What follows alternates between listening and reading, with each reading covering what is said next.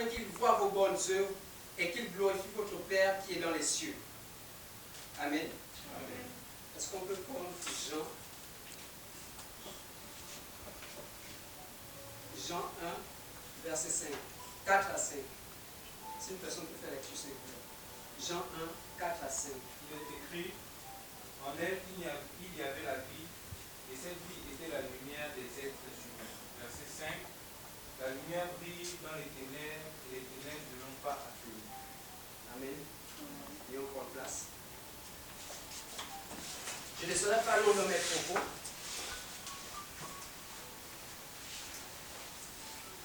J'aimerais juste que nous puissions comprendre quelque chose d'essentiel à l'intérieur. C'est pourquoi je nous prie de m'accorder un peu de votre temps et de votre attention. La Bible affirme que nous sommes la lumière du monde et qu'une ville située sur une montagne ne peut être cachée. Je suis allé chercher la définition de la lumière et dans toutes mes recherches, il est bien vrai, je n'ai pas approfondi réellement, mais il se trouve que pour la plupart des mots et des dictionnaires que j'ai pu utiliser, ils n'ont pas donné une véritable signification de ce que l'on entendait par la lumière. Et j'ai pu écouter. Il dit, sinon certains dictionnaires disent, que la lumière c'est ce qui éclaire. Dans l'encyclopédie biblique on dit, c'est l'éclat que produisent certains corps et qui rend visible les corps qui l'environnent. C'est encore un peu flou. C'est nous les célibataires, on repasse ses habits nous-mêmes. Ne vous moquez pas de nous. Voilà. Pendant que j'étais en train de repasser mes habits, ma chemise, bien sûr, l'esprit m'a amené à réaliser quelque chose. Sais-tu pourquoi le monde n'arrive pas à définir que ce que la lumière? Parce que tout simplement, ils veulent oublier. Ils veulent essayer de se passer du Créateur qui est lui-même lumière. Il dit en réalité, si le monde devait aller chercher la définition de la lumière, il devait trouver la définition de la lumière chez les descendants de Dieu, les chrétiens. La Bible dit dans Actes 17, 28 à 29 que nous sommes de la race de Dieu. Si Dieu est lumière, nous sommes lumière. Et dans le livre de 1 Jean 4, 17 dit, tel il est, tel nous sommes. Alors si Dieu est lumière, je suis lumière. Toi aussi tu es lumière. Et Jésus vient sur la terre, au milieu de ses disciples, il va affirmer et confirmer à ses disciples que vous êtes la lumière du monde. En d'autres termes, vous êtes de ceux qui éclairent le monde.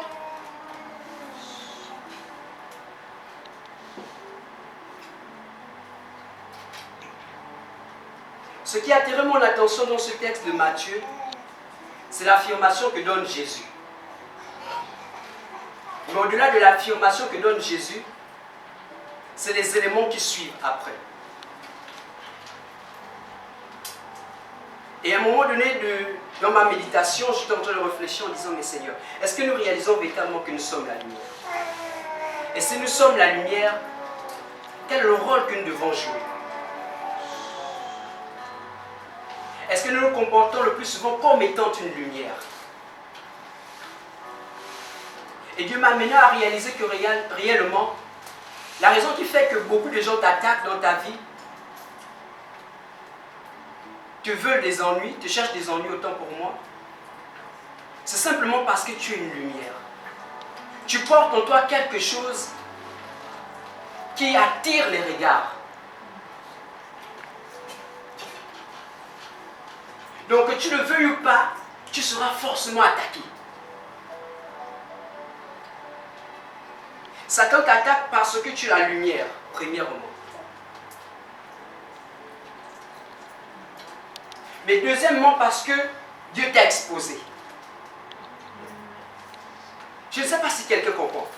Lorsque nous lisons le livre de Matthieu, on dit une ville située sur une montagne ne peut être cachée. Jésus affirme alors par là que le type de lumière que tu es, c'est le type de lumière qui a été exposé. Que l'on le veuille ou pas, on sera obligé de te regarder, de chercher à comprendre qui tu es. C'est quoi qui brille au loin comme ça?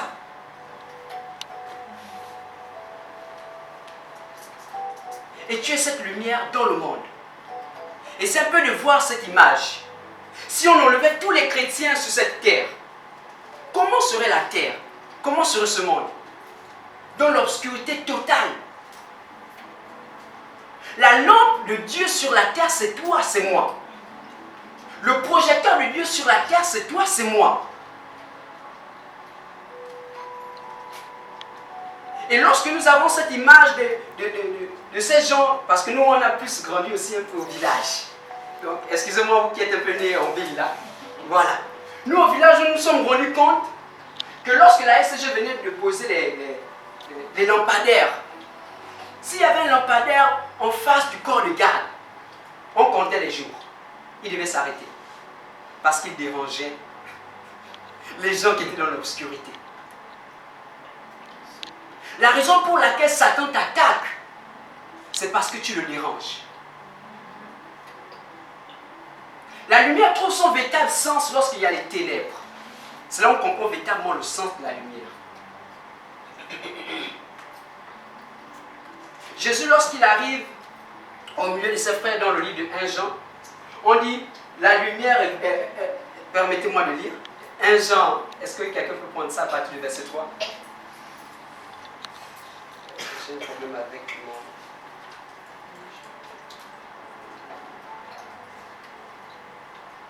Excusez-moi. Ah, j'ai dit 1 Jean, Jean plutôt. Jean 1.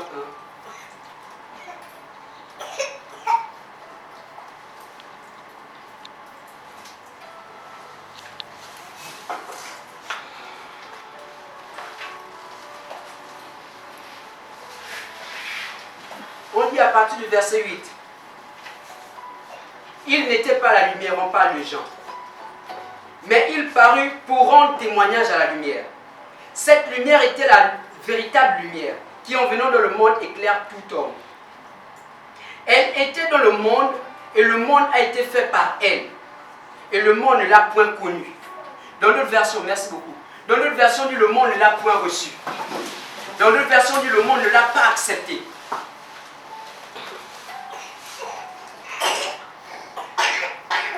Là où il y a la lumière, les ténèbres se dissipent. Les ténèbres disparaissent. Ces personnes ici étaient dans les ténèbres. Mais cependant, lorsque Jésus arrive, en tant que lumière, ils ne l'ont pas accepté. Et c'est la même chose pour chacun d'entre nous. Il arrive parfois que le chrétien se rende dans un endroit où il n'est pas accepté. Cela peut être peut-être dans son bureau, au travail, dans son quartier, peut-être même dans sa maison en tant que chrétien. Il n'est pas accepté dans ce qu'il fait. Mais je tiens à dire à une personne, il y a parfois des moments où la lumière n'a pas besoin d'être acceptée. Elle a juste besoin d'être imposée. Je ne sais pas si quelqu'un comprend. Parfois, lorsque tu n'es pas accepté, ne te plains pas. Ne te morfonds pas. C'est tout à fait naturel parce que tu déranges. Mais cependant, même si tu n'es pas accepté, impose. Jésus n'a pas dit, bon, je n'ai pas été accepté, je repars au Père. Non, il a imposé sa lumière. Au point où les peuples étaient obligés d'accourir auprès de lui. On dit, les foules le suivaient. Suivaient Jésus. Il est bien vrai qu'il y aura certaines personnes qui ne doivent pas t'accepter, mais il y aura d'autres personnes qui comprendront la véritable nécessité de la lumière que tu es. Je disais alors que Dieu t'a exposé. Mais au-delà de ce que Dieu t'a exposé, Dieu a mis des choses en toi qui a suscité de la jalousie chez le diable. Qui a suscité de la jalousie dans le monde des ténèbres.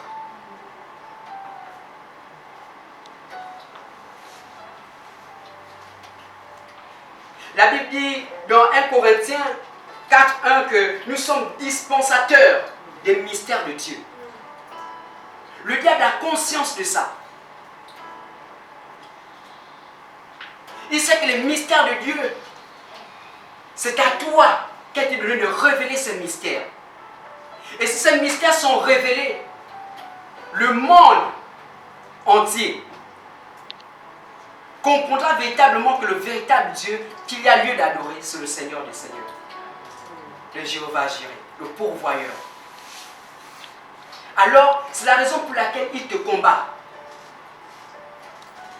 La Bible dit que dans le livre de Psaume 8, le verset 5 à 9, que qui est l'homme pour que tu puisses te souvenir de lui?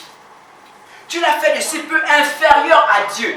Dans notre version, on dit aux anges, mais ce n'est pas en réalité aux anges. Parce que les anges sont nos serviteurs, mais cependant c'est inférieur à Dieu. Prenez 8 secondes, vous allez voir la version, c'est inférieur à Dieu. Cela veut dire, par la suite, il explique en disant que tu as tout mis sous ses pieds. Ce n'est pas pour rien que le diable nous accuse. Ce n'est pas pour rien que le diable nous attaque. Ce n'est pas pour rien que ta vie est chamboulée par des choses que tu ne comprends pas. Satan a vu quelque chose en toi qu'il est en train de combattre. Pour la petite histoire, un petit témoignage, je disais je crois à Silège et à sa femme. Je disais, j'ai fait un rêve. Je crois aussi à certaines personnes. Dans ce rêve, je marchais à un endroit et il y avait comme une barrière qui s'est dressée devant moi. Et quelqu'un m'appelait derrière. Loïc, Loïc. Je me suis retourné pour voir qui m'appelait. Et plus je me rapprochais, Dieu m'a ouvert les yeux, j'ai compris que c'était Satan. Il était en face de moi. Je dis, waouh. Mais Satan, dans mon rêve, Satan, on a tué les vilains, il est bizarre, noir et tout, avec les cornes là et tout. Mais là, c'était une personne, mais il était mignon. C'est vrai que c'était un ange de lumière. Il était là mignon. Il me dit, écoute-moi bien Loïc. La vision que Dieu a mise en toi, tu ne pourras pas l'accomplir. Je ferai tout ce qui est mon possible pour t'arrêter. Ça ne fait même pas un mois de cela. Je ferai tout ce qui est mon possible pour t'arrêter. Tu ne pourras pas l'accomplir. Et d'ailleurs, j'ai déjà mis mes démons et mes esprits méchants à tes trousses. On doit t'empêcher d'accomplir cette vision. Et je l'ai regardé en face, j'ai dit, écoute-moi aussi bien. Je suis un ambassadeur de Dieu sur la terre. Je ne suis pas n'importe qui. Et c'est trop tard. Avec Jésus, je gagne toujours. Je me suis retourné et je continue à marcher. Il a crié derrière moi. Il vociférait. Parle bien, tu feras, je mets tout ce qui est possible, tu ne pourras pas l'accomplir. Je me suis réveillé en sursaut, je lui ai dit, mais attends, Satan, tu ne comprends pas que c'est trop tard. Mais en même temps, ça m'a encouragé. J'ai dit, bon, certainement s'il est venu encore une deuxième fois m'attaquer, c'est qu'il a vu quelque chose en moi. C'est donc ma responsabilité de chercher à comprendre. C'est quoi cette vision? C'est quoi cette chose qu'il veut combattre? C'est la raison pour laquelle je ne suis pas surpris. Et je ne suis pas dans l'étonnement. C'est pourquoi je ne m'inquiète pas de ce que je n'ai pas du travail maintenant. De ce que mes entreprises ne sont pas encore visibles aux yeux de tous. Je ne m'inquiète pas de ce que mon jet privé n'est pas encore visible. Parce que dans le monde spirituel, il est déjà là. Je l'ai emmené dans le monde physique. Pour dire à Satan, j'ai réussi. Je te dis que j'ai réussi toujours avec Jésus. Je voulais juste dire à une personne, comprends que tu as besoin de prier davantage. Amen. Tu as besoin de prier davantage. Le monde a besoin de ta lumière. Il y a plusieurs types de lumière. Il y a nos ampoules de 500 sur le boutiquier. Il y a, voilà, le spot. Il y a la réglette. Il y a le lampadaire. Il y a les projecteurs. Et le reste et le reste. Quel type de lumière es-tu? Est-ce que c'est juste l'ampoule qui ne peut éclairer que la chambre? Est-ce que c'est le lampadaire qui ne peut qu'éclairer une bonne partie de la route? Ou le projecteur qui peut aller un peu plus loin? Mais je tiens à te dire que tu es le type de lumière qui doit éclairer le monde entier. De la même manière que les autres ont laissé des marques sur la terre, tu dois aussi laisser des marques sur la terre. C'est pourquoi tu ne peux pas jouer avec ta vie. Ta vie ne dépend plus de toi. Elle engage plusieurs autres personnes. Elle engage le monde entier. Si tu échoues, ce n'est pas toi qui échoues. Moi aussi j'ai échoué. Dieu aussi échoue. À cause de toi. Dieu a tellement investi en toi qu'il fait de toi responsable en te donnant la lumière pour éclairer les nations. Ce matin, je disais que je me suis réveillé avec un rêve. Un rêve. Je suis sûr que ce rêve n'est pas moi. J'ai cherché à comprendre, mais je suis sûr que ce rêve n'est pas moi. Nous étions une foule d'élèves. Foule d'élèves. Il n'y avait que 5 gagnants. Dans les 5 gagnants, j'étais 3e. Quand je me suis réveillé, je me suis fâché. J'ai dit non, je ne peux pas être 3e. Je dois être 1er. Et c'est là où j'ai eu une conviction que non, certainement ce n'est pas pour toi. Je tiens à dire à une personne ici. Je ne sais pas ce que tu attends de Dieu. Mais il se trouve que dans le choix qui sera fait, aïe aïe aïe aïe, tu seras parmi les animés. Tu seras parmi les sélectionnés. S'il y a des personnes que Dieu a choisies cette année pour construire une maison, pour avoir une voiture, tu seras parmi les sélectionnés. S'il y a des personnes qui doivent se marier, certainement en 2020, 2021, tu es parmi les sélectionnés. Je ne sais pas trop ta situation, mais tu fais partie des sélectionnés. Tu fais partie des 5 premiers. Amen. Tu fais partie des 5 premiers. My God. Tu sais pourquoi tu fais partie des 5 premiers? Je vais te le dire. Allons-y dans Éphésiens 1, 19, à partir du verset 19.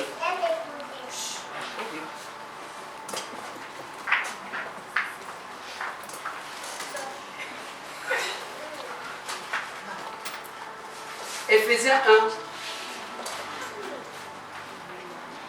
1, à partir du verset 19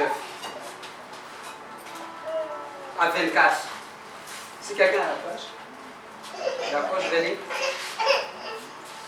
Et quelle est envers nous qui croyons l'infinie grandeur de sa puissance, se manifestant avec efficacité par la vertu de sa force.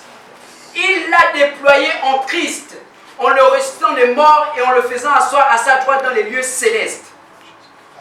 Au-dessus de toute domination, de toute autorité, de toute puissance, de toute dignité et de tout nom qui se peut nommer, non seulement dans le siècle présent, mais encore dans le siècle à venir. Il a tout mis sous ses pieds, sous les pieds de qui? De Christ. Et il l'a donné pour chef suprême, l'Église. Mais laissez-moi vous poser une question. Qui est l'Église? Qui est l'Église? L'Église c'est toi, l'Église c'est moi. Dieu dit, après que Jésus ait remporté le combat, il a pris toute cette victoire-là.